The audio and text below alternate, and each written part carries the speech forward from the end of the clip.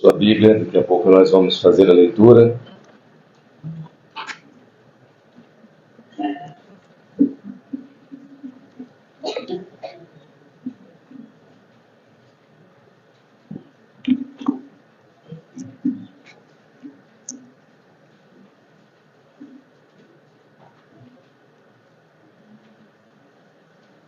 Então eu queria agradecer a todos que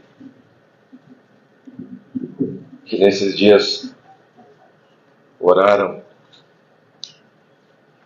e apoiaram com palavras, com sugestões, e a gente está bastante feliz de poder ter participado desses dias. Hoje, a parte da manhã, eu encerro as minhas participações aqui no acampamento com o coração bem agradecido a Deus pela ajuda que Ele tem nos dado. Agradeço o convite que me foi feito pelo nosso irmão Adir, e isso foi em maio, se eu não me engano, em maio do ano passado. Então tem um tempo que ele me convidou para estar nesse lugar. Então nesse período todo, muitas coisas aconteceram. Muitas lutas. Mas até aqui nos ajudou o Senhor. Então eu agradeço o convite, me senti muito honrado com o convite. Senti também grande peso de responsabilidade para trazer a palavra de Deus aos nossos irmãos. Fiquei também muito feliz em poder ter dividido esse ambiente aqui à frente com o nosso irmão Mateus, que tem nos ensinado também sobre a restauração. E para quem nunca viajou para Israel, ele nos levou. Fomos até não só cativados, mas como que tivéssemos ido junto para o cativeiro. E na realidade, irmãos, às vezes isso acontece. Ainda pode ser que há alguns que estejam no cativeiro.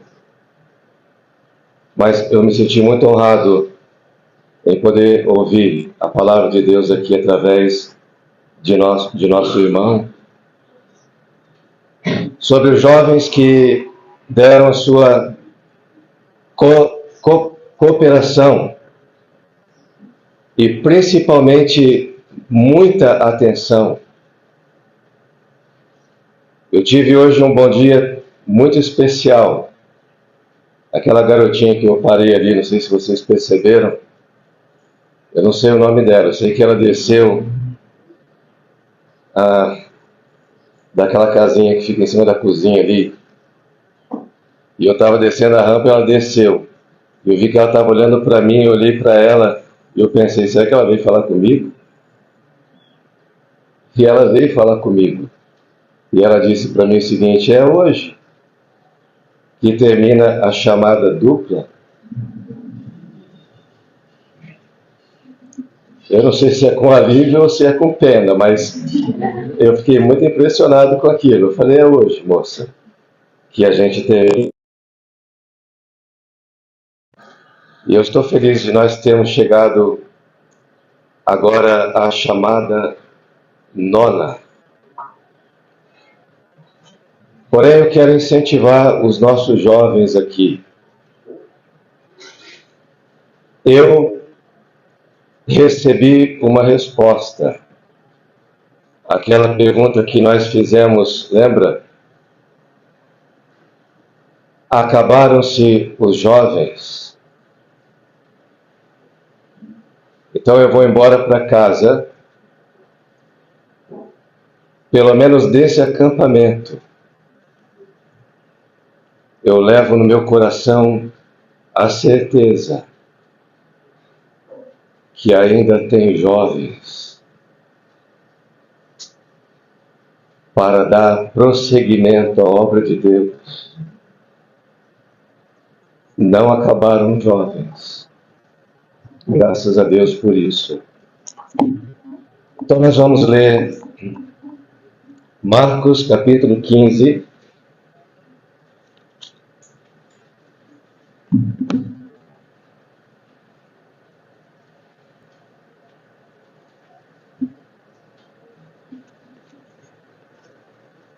E versículo 33, a partir do versículo 33, na verdade, 33 e 34 só. E chegada a hora sexta, houve trevas sobre toda a terra até a hora nona. E à hora nona, Jesus exclamou com grande voz, dizendo: Eloi, Eloi, lema sabachthani. Isso traduzido é: Deus meu, por que me desamparaste?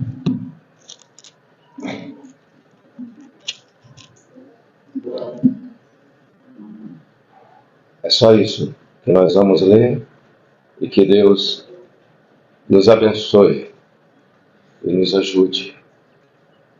Então nós estamos chegando à nossa nona chamada dupla. Para mim,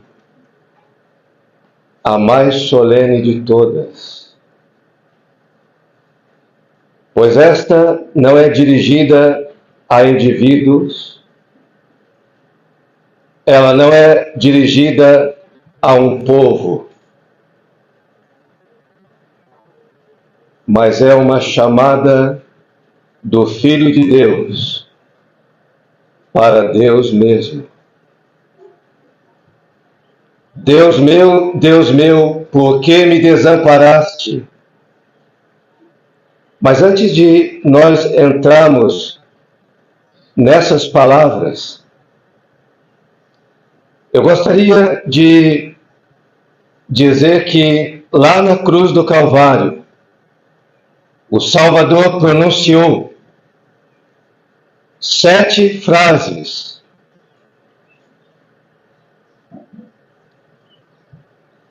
E essa chamada dupla, ela ocupa a parte central dessas 7 frases. Ela é a número 4. Então eu vou pedir para vocês bastante, agora, energia, como nós acabamos de ouvir, para a gente poder caminhar juntos, porque isso aqui é muito precioso. O número 7, vocês lembram como ele é feito? 4 mais 3, ou 3 mais 4, indica um ciclo completo. Indica algo terminado. E nós temos nas frases do Senhor Jesus 7 frases. 3 na primeira hora da sua crucificação. Depois, mais 4 na última hora da sua crucificação. 3 mais 4, 7 frases. Então, na primeira hora da sua crucificação, o Senhor Jesus vai pronunciar 3 frases. E essas 3 frases, elas vêm atender à necessidade do homem. As últimas 4 frases diz respeito agora não ao homem, mas ao Senhor Jesus mesmo. A primeira frase Começa com Pai. Pai, perdoa-lhes. Eles não sabem o que fazem. A última frase termina com Pai. Pai, nas tuas mãos entrego o meu espírito. E ocupando as frases bem no centro, nós temos Deus. Deus meu, por que me desamparaste? Deus no centro dos pensamentos do Senhor Jesus na cruz. O Pai envolvido na obra do começo ao fim. E o Cordeiro de Deus, tirando na cruz os nossos pecados. Então nós temos essas frases do Salvador. Se elas são 7, elas vão atender às necessidades dos homens e às exigências de Deus. Então, me acompanha. A primeira frase. Pai, perdoa-lhes, disse o Senhor Jesus Cristo, porque eles não sabem o que fazem. Nós temos aqui a sua compaixão. Depois, olhando para Maria e o apóstolo João, ele diz para ela, mulher, eis aí o teu filho. Filho, eis aí a tua mãe.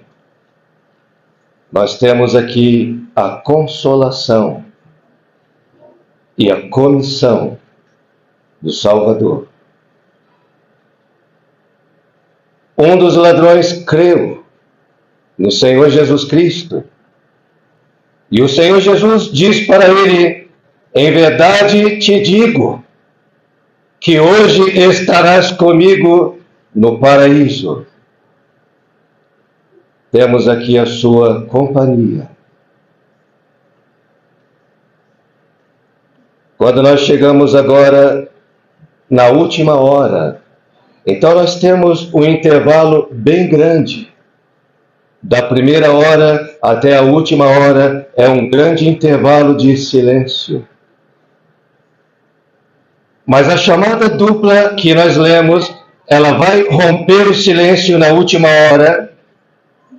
E o Senhor Jesus então diz, Deus meu, por que me desamparaste? Nós temos aqui a sua condição. Desamparado. Para se cumprir as Escrituras, ele lança mais uma frase. Tenho sede. E nós vemos aquele Cordeiro de Deus em condições, mesmo diante de tantos sofrimentos, em buscar cumprir detalhes das Escrituras. Nós temos aqui o seu controle.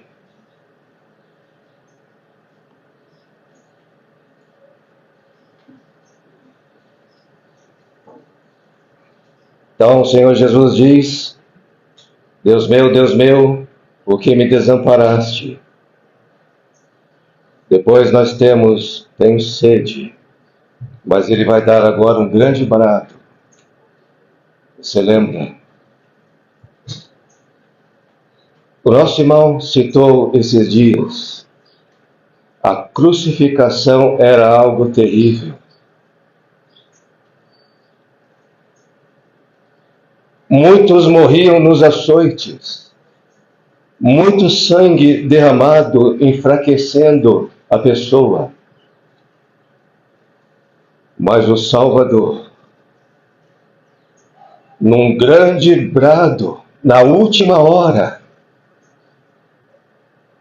tomando ainda toda a energia e toda a força Diz a Bíblia, num grande brado, ele exclamou: está consumado. A sua consumação. E por fim, ele diz: Pai, nas tuas mãos entrego o meu espírito. Temos a sua consagração.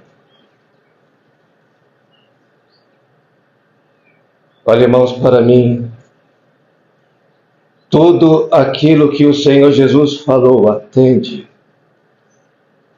às exigências, às necessidades dos homens.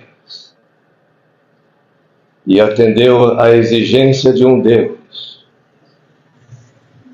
tratando a questão do pecado no seu próprio Cordeiro, que veio tirar o pecado do mundo. Então nós vamos entrar nessa chamada dupla, com muito cuidado, com muita reverência. Eu estava pensando lá sobre Eliseu, eu não sei se vocês lembram, talvez lembram melhor até do que eu, quando ele, cercado por aqueles inimigos, havia naquelas montanhas em volta aqueles cavalos e aquelas carruagens de fogo, lembra? Mas aquele que servia Eliseu não conseguia enxergar quando Eliseu podia dizer: mais são os que estão conosco do que os que estão com eles. E Eliseu ora: Senhor, abra os olhos para que ele também veja. E os olhos dele foram abertos e ele viu aquelas maravilhas, aquelas carruagens, aqueles cavalos. E, meus irmãos, lá sobre a cruz havia, em volta do Calvário, mais de 12 legiões de anjos, para atender o Salvador, se ele pedisse.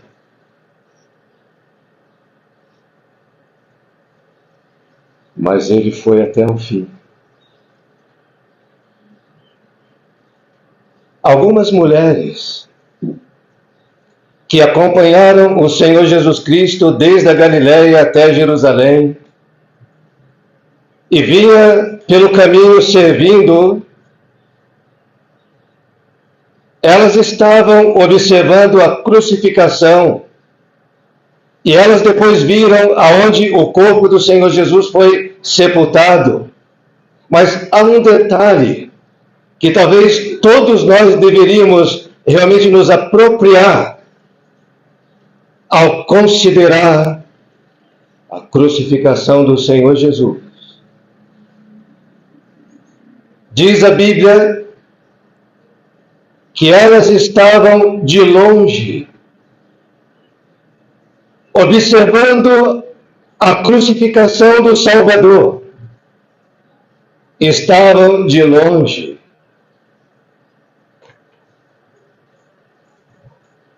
Isso é muito especial para mim.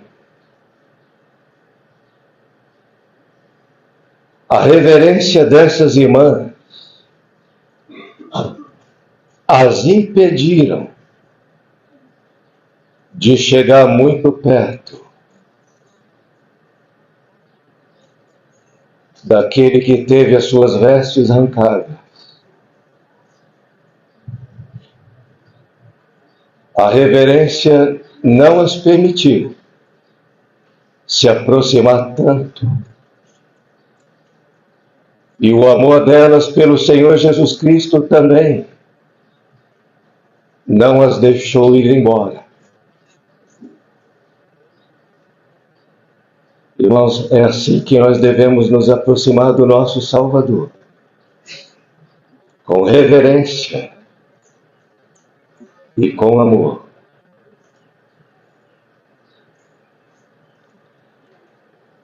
há muitos anos atrás, daquele dia da crucificação, em um monte bem próximo do Calvário, um homem e seu filho subiram para um sacrifício. Lembra de Abraão? Mas ali sobre aquele monte, quando Abraão puxou a faca para imolar Isaque, um grande brado se ouviu: Abraão, Abraão, não faças mal ao rapaz. E Abraão abaixou o cutelo. Isaque foi salvo.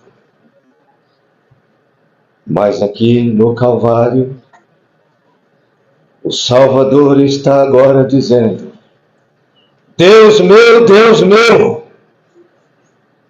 por que me desamparaste?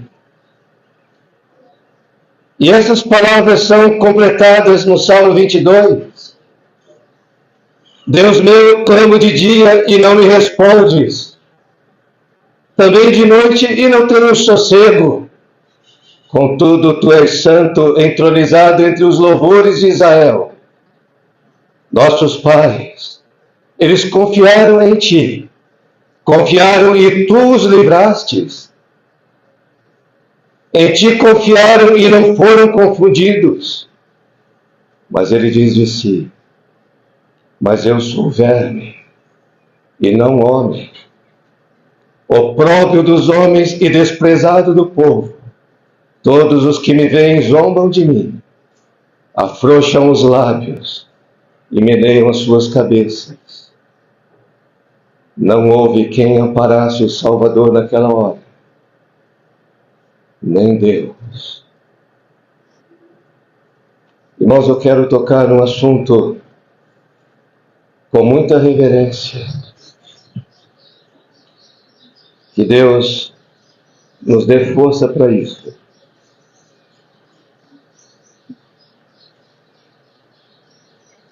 Quantas horas você acha que o Salvador padeceu na cruz pelos nossos pecados? Talvez alguém esteja pensando: olha, quando as trevas chegaram, nessas 3 horas de trevas, os nossos pecados estavam sendo castigados na pessoa do Senhor Jesus. Talvez você pense também que Ele estava pagando os nossos pecados quando os homens açoitaram as suas costas, como nós ouvimos ontem. Quando puseram uma coroa de espinhos sobre a sua cabeça, e nós poderíamos pensar: olha, Ele estava com esses sofrimentos pagando o preço dos nossos pecados.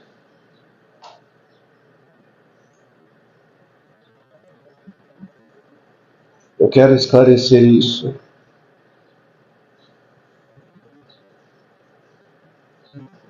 O Salvador caiu em 2 mãos muito terríveis. Uma vez Davi, quando foi dado para ele 3 alternativas para que ele escolhesse uma, e a Bíblia diz que Davi falou da seguinte maneira: caia eu nas mãos de Deus, não caia eu nas mãos dos homens, porque nas mãos de Deus encontrarei misericórdia. O Salvador caiu nas mãos dos homens e depois nas mãos de Deus. Caído nas mãos dos homens, nós vimos o que os homens lhe fizeram. Mostraram toda a gravidade e rejeição que o pecado traz. Desprezaram e mataram o Salvador. pregaram-o na cruz. Mas deixa eu te falar, até aqui, o Salvador não estava pagando pelos nossos pecados, porque ele não devia pecado nenhum, e os pecados nossos não poderiam ser tratados por mãos humanas.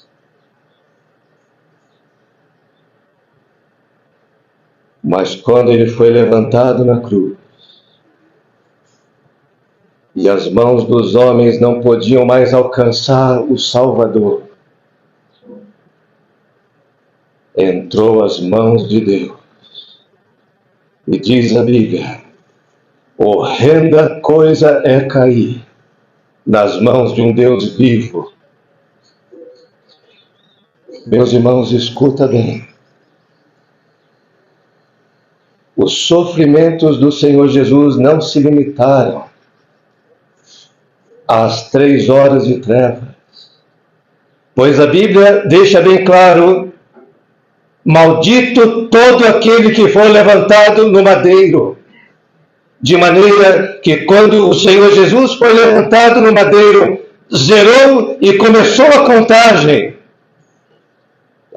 da maldição dos nossos pecados sobre a pessoa de Cristo. Quanto tempo durou? 6 horas. Mas eu achava que era somente naquelas 3 horas de trevas. Não. Por isso, Salmo 22 diz: Deus meu, por que me desamparaste? Por que te alongas das palavras do meu bramido? E ele diz: eu clamo de dia, quando o sol ainda brilhava sobre o Calvário. Clamo de dia, clamo de noite, quando as trevas cercaram aquele lugar. E ele foi desamparado. O verbo desamparado está no pretérito perfeito, que significa uma atitude ou uma ação que ocorreu em algum momento do passado. Então, quando o Senhor Jesus está dizendo, por que me desamparaste? Ele não está dizendo, por que estás me desamparando agora? Mas esta ação de desamparo já havia começado quando ele foi levantado sobre a cruz. Seria muito precioso se você pudesse pegar isso. Eu quero fazer uma pergunta para todos.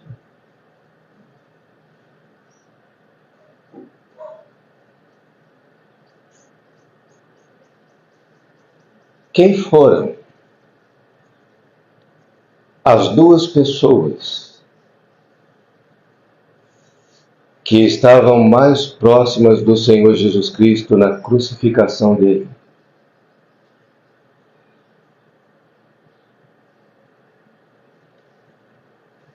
Não precisa falar, mas eu estou dando um tempinho para você pensar. Alguém falou João e Maria? Alguém pensou neles? Pensou? Em quem que vocês pensaram? Depois vocês me falam. Seriam os 2 ladrões? Pensaram neles? Ninguém estava mais perto do Senhor Jesus naquelas horas do que 2 malfeitores. Porém, a cruz do Senhor Jesus Cristo dividiu-os.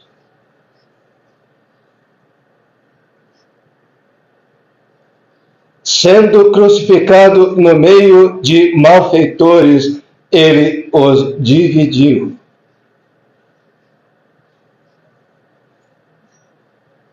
Em duas classes. Um creu, outro desprezou. E assim é até hoje, meu amigo. A cruz de Cristo veio trazer divisão entre os salvos e entre os perdidos.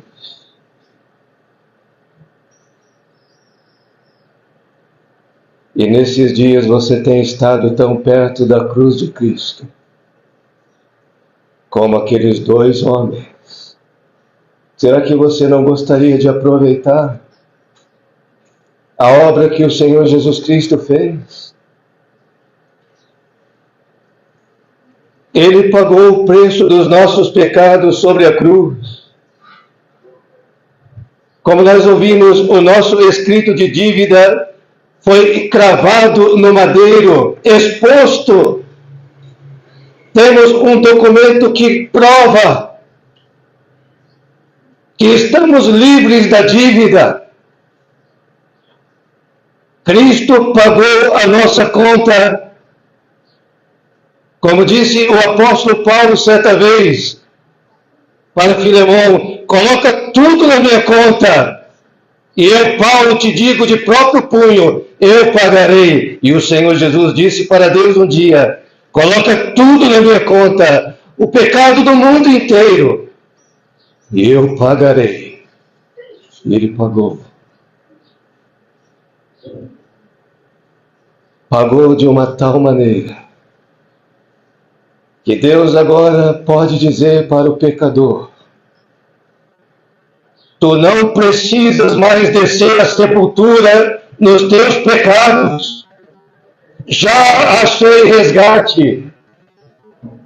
Já achei resgate. Meu amigo, você não precisa ir para o inferno. O preço dos nossos pecados já foram pagos. É apenas você chegar aos pés da cruz e confiar no Salvador. Dormirás muito bem esta noite, com amizade com Deus.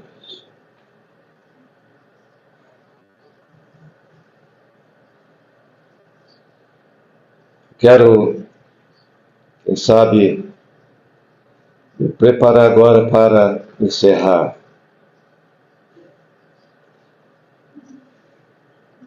Eu estava pensando que essas chamadas duplas, que homens privilegiados foram. Temos discorrido nesses dias essas, vamos dizer, 8 chamadas para trás. Que privilégios. Abraão, se eu esquecer, você vai me lembrando, você está mais fresco na memória. Abraão, Jacó, Moisés, Samuel. Mas antes de chegar no Samuel, 3 homens bem idosos foram chamados no começo. Eu acho isso importante. Deus não descarta os nossos velhos. Deus chamou homens velhos. Depois uma criança, um menino, Samuel. Deus chamou também um menino, uma criança. Deus não descarta as crianças. Chamou uma senhora, o nome Marta. Deus não descarta as irmãs. Chama-as. Ele vai chamar também um homem de meia idade, Pedro. e depois um jovem chamado Saulo.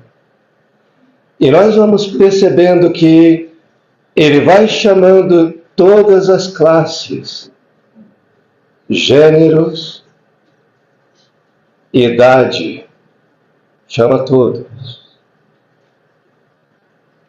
Mas e nós?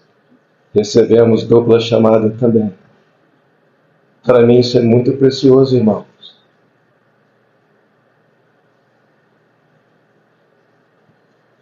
Recebemos chamada dupla. Quando ouvimos o Evangelho, Deus nos chama para receber a Cristo como Salvador e nos chama também para recebê-lo como Senhor. Chamada dupla. Ter a Cristo como Salvador e como Senhor pela chamada do Evangelho chama-nos a todos. Chamada dupla. Que nós possamos responder como aqueles: eis-me aqui. Fala, Senhor, envia-me a mim. E para encerrar,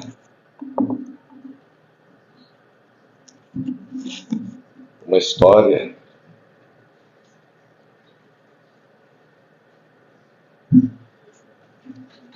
Eu estava me segurando para não falar muito história, mas alguns vieram para mim e falaram: conta. Então eu vou contar.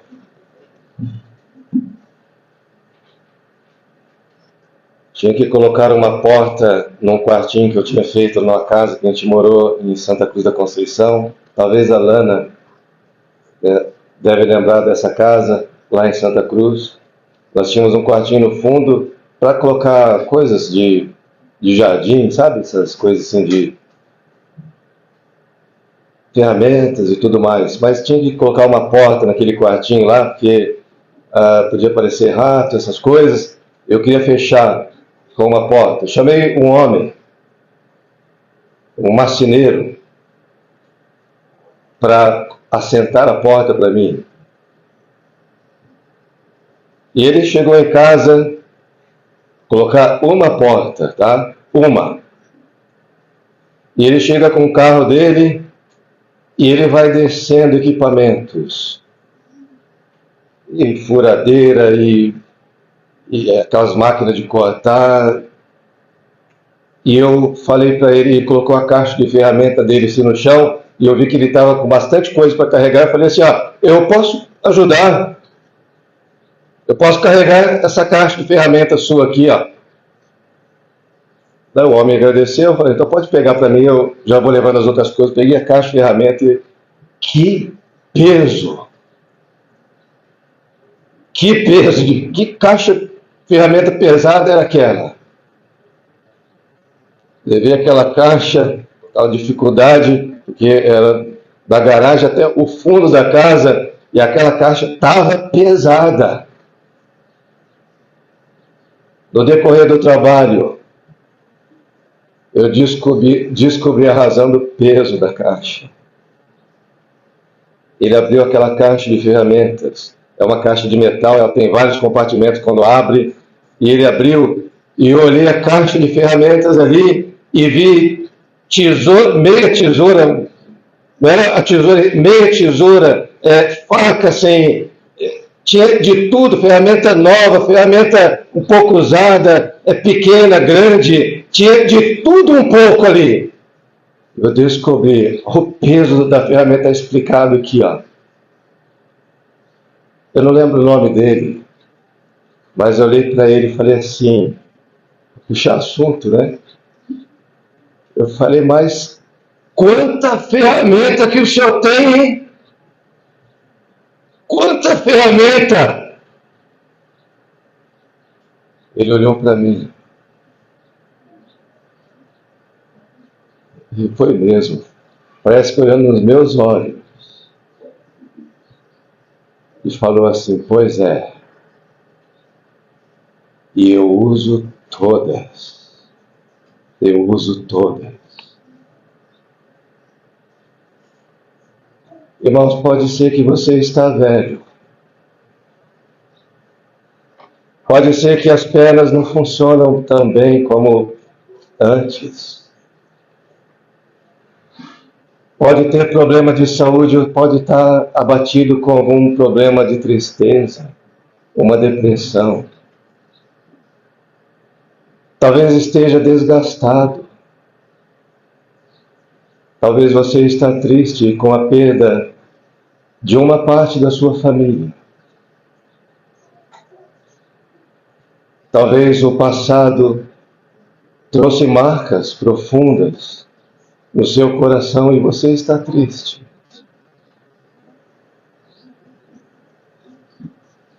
Mas eu quero que você saiba, Deus o tem na sua caixa de ferramentas. E saiba você, meu irmão, Deus quer usar a todos. Que Deus abençoe a sua palavra.